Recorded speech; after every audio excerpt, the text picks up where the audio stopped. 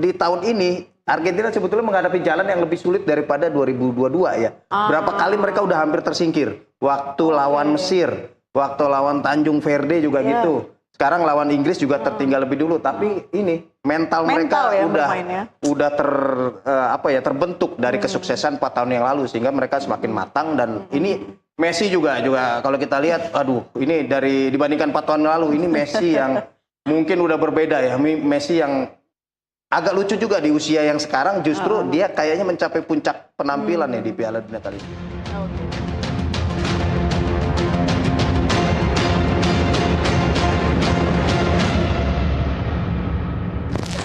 Tak ada panggung yang lebih besar dalam sepak bola selain final Piala Dunia. Sebulan lebih, 48 negara berjuang. Ratusan pemain bermimpi. Namun hanya ada 2 tim, Spanyol dan Argentina yang akhirnya berdiri di titik terakhir. Di laga inilah satu kemenangan akan mengubah pemain menjadi legenda.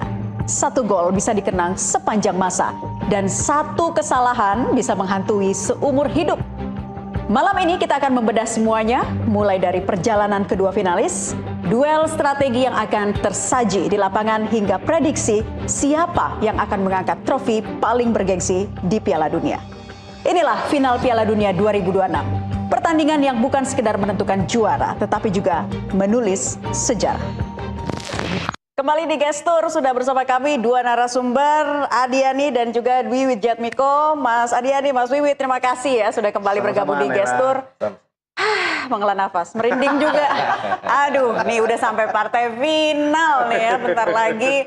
Lalu banyak hal yang menguji adrenalin, terutama di semifinal dan juga perebutan ke partai final ini. Tapi sebelum ke sana, Mas Adiani, Mas Wiwit, saya ke Mas Wiwit dulu deh. Gimana kita review pertandingan semalam ya? Yang Argentina-Inggris. Argentina-Inggris. Ya, kalau saya sudah memperkirakan kalau Inggris akan mengalami kesulitan lawan Argentina. Inggris ini istilahnya beberapa tahun terakhir tuh kebanyakan omong sih kalau Inggris ya. Kalau menurut saya ya, dan mereka selalu yakin gitu bahwa mereka bisa melangkah jauh, tapi pada akhirnya menghadapi tim yang jauh lebih berpengalaman, Inggris biasanya tersandung, dan itu yang terjadi di dini hari tadi ya. Bagaimana Argentina walaupun tertinggal, ini tim nggak panik gitu, nggak kayak Meksiko atau Norwegia yang sebelumnya dihadapi oleh Inggris. Mereka tetap tenang, main seperti biasa, malah Inggris yang kalau menurut saya agak ketakutan setelah mereka unggul 1-0 ya. Mereka malah bertahan total gitu ya, dan itu membuka peluang buat Argentina. Istilahnya cari perkara sendiri lah perubahan taktik yang dilakukan oleh Inggris kalau menurut saya. Oke, Mas Adiani silakan ditambahkan. Kemarin sama ya, apa tuh? Dengan Wiwit tadi katakan bahwa ada rasa inferior dari Inggris ketika justru sudah unggul.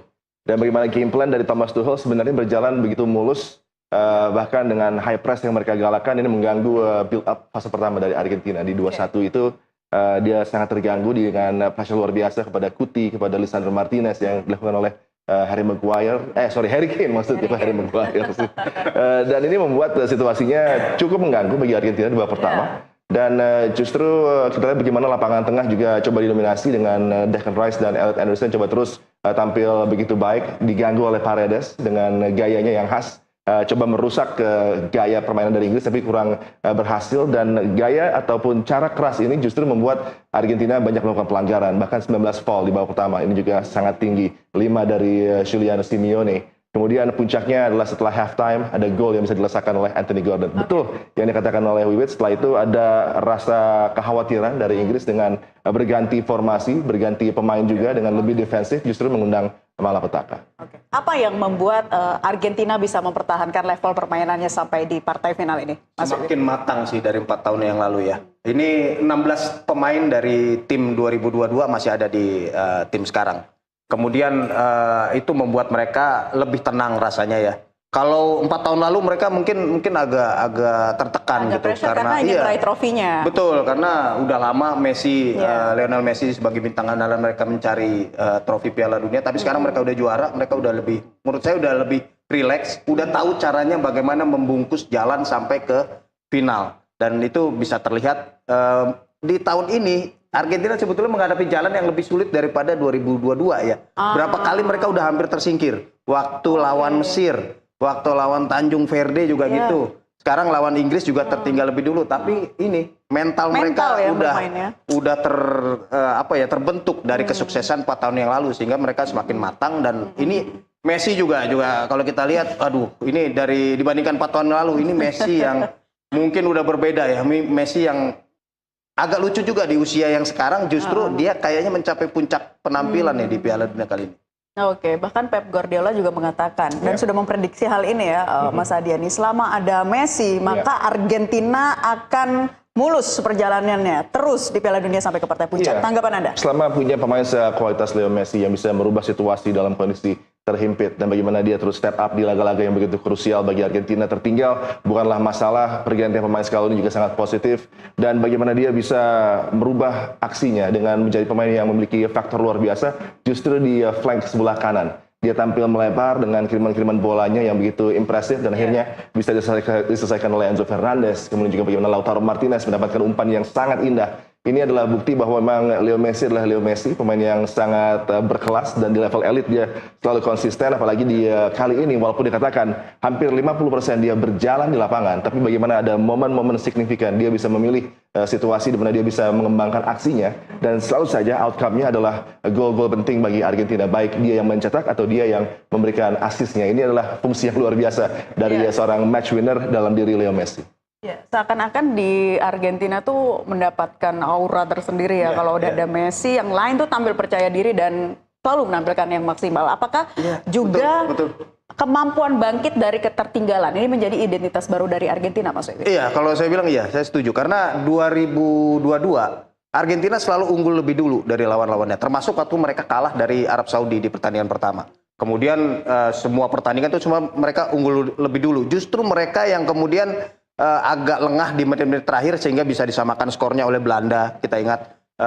Kemudian di final juga mereka udah hampir menang lewat perpanjangan waktu, tapi Prancis bisa menyamakan skor lewat Kylian Mbappe di menit-menit terakhir. Justru ceritanya berbalik sekarang, di mana mereka justru sering, tadi saya bilang, sudah berkali-kali berada dalam situasi yang sulit ya. Kecuali mungkin di fase grup. Tapi begitu masuk ke fase knockout, kita lihat dari Tanjung Verde lah. Tanjung Verde ada ketakutan Argentina jangan-jangan bisa tersingkir oleh tim debutan gitu ya. Ini sejalan dengan apa yang disampaikan Mas Wiwit tadi dan juga Mas Adiani. Kita lihat ini grafik perjalanan Argentina selama di Piala Dunia sejauh ini. Ya, ada di fase grup 32 besar, perempat final yang sempat kesulitan juga ya, justru di babak-babak awal begitu ya. Babak ini ya, di fase knockout terutama di partai 16 besar menghadapi Mesir dan juga di semifinal lawan Inggris, di mana Argentina harus tertinggal lebih dulu. Itu yang kalau menurut saya menunjukkan ini tim sudah punya mental yang kuat gitu. Mereka nggak panik ketika mereka tertinggal, bahkan 0-2 loh lawan Mesir, sempat tertinggal lebih dulu. Itu kalau tim biasa udah kolaps itu. Tapi ternyata Argentina di menit-menit terakhir bisa mencetak 3 gol, hampir nggak bisa dipercaya itu hasil pertandingan. Makanya saya nggak heran ketika Inggris berhadapan dengan Argentina di semifinal, saya yakin Argentina akan bisa mengalahkan Inggris karena Inggris nggak punya mental seperti itu. Iya, dan reaksi-reaksi yang diberikan Argentina ya dengan juga mid game management dari sang pelatih, memang terkesan Argentina agak reaktif di ajang kali ini, tapi dengan mampu bangkit dari Tanjung Verde dan impresif sekali gitu kan. Bahkan dengan Mesir yang notabene sudah dalam genggaman mereka kemenangan tapi bisa direnggut di saat-saat akhir. Tapi yang paling cukup mengkhawatirkan adalah kalau bertemu dengan Swiss, mereka sulit berkembang dan kemudian coba dikunci di lapangan tengah. Remo Freuler dan Xhaka tampil mengesankan untuk bisa membuat agak inefektif ya lapangan tengah dari Argentina. Oleh karenanya mungkin juga De Paul digantikan oleh Giuliano Simeone kalau bertemu dengan Inggris, karena memang ada satu situasi di mana De Paul tidak bisa mengembangkan aksinya dengan positif ya, dan tidak bisa berkoneksi dengan Leo Messi terutama di lini serang. Ini yang membuat adanya adjustment dari segi line up yang dilakukan oleh Scaloni, dan akhirnya berujung dengan mereka juga mampu untuk bisa membalikkan keadaan. Kalau mampu untuk bangkit satu kali adalah sebuah kesengajaan, ketidaksengajaan. Tapi kalau mampu bangkit untuk sekian kalinya, ini adalah bukti karakter ya. Bukti bahwa mereka punya mentality, mereka begitu tangguh dan tak pernah tahu kapan dikalahkan. Ini adalah satu hal yang begitu luar biasa dari Argentina. Kalau kata Mas Adiani tadi, paling sulit Argentina melawan Swiss. Kalau Mas Wiwit? Mungkin Mesir ya, karena kalau dari segi proses jalannya kemenangan diraih oleh Argentina, mereka tertinggal 0-2. Itu tadi mungkin tinggal tersisa berapa, 15 menit barangkali ketika itu skor 0-2, tapi Argentina terus percaya ya, terus pergantian pemain yang dilakukan oleh pelatih mereka juga membuat perubahan dan Mereka, saya tadinya perkirakan mungkin kalau misalnya mereka bangkit itu perpanjangan waktu gitu. Tapi ternyata di 90 menit selesai gitu. Artinya gila ini Argentina tadi yang Diani bilang mentalnya memang sudah terbukti dan ini yang akan menjadi salah satu senjata mereka nanti di final ya. Oke, berarti ini sudah terprediksi sejak awal ketika mereka menempuh masa-masa sulitnya di fase gugur, Mas Adiadi. Sebenarnya ketika melihat Argentina tampil ya dengan reputasi yang mereka bawa, dengan mereka tampil lebih rileks ya karena sudah meraih title tadi kan, Wiwit katakan bahwa mereka tampil dengan ada kenyamanan karena sudah mampu meraih apa yang dinantikan di Qatar. Kemudian kali ini mereka dengan approach yang berbeda, coba untuk mempertahankan gelar tak mudah dan tim-tim lain bersiap luar biasa. Tapi kembali ketika diuji mereka selalu bisa bangkit. Tapi tentunya di partai final ini mungkin tidak boleh terjadi ya, tertinggal terlebih dahulu, harus bersusah payah karena lawannya Spanyol. Ini lawan yang sangat berbeda, lawan yang punya kemampuan yang mungkin 2 kali lipat dari Inggris dan tentunya antisipasi dari Scaloni harus lebih baik karena kita lihat dengan shape diamond di lapangan tengah betapa Inggris bisa mengganggu struktur ini dan ketika Argentina di-press dengan intensitas yang tinggi mereka tak nyaman. Itu yang terlihat di babak pertama, tapi kemudian adjustmentnya setelah kebobolan dan juga bagaimana Thomas Tuchel dengan kesalahan-kesalahan yang dia perbuat ini membuat Inggris justru menjadi tim yang tertekan, tampil terlalu deep dan narrow dan mengundang serangan-serangan berbahaya, bahkan possession-nya luar biasa ya. Setelah adanya gol dari Gordon justru Argentina bisa menyentuh 93% possession di laga tersebut hingga ke akhir pertandingan.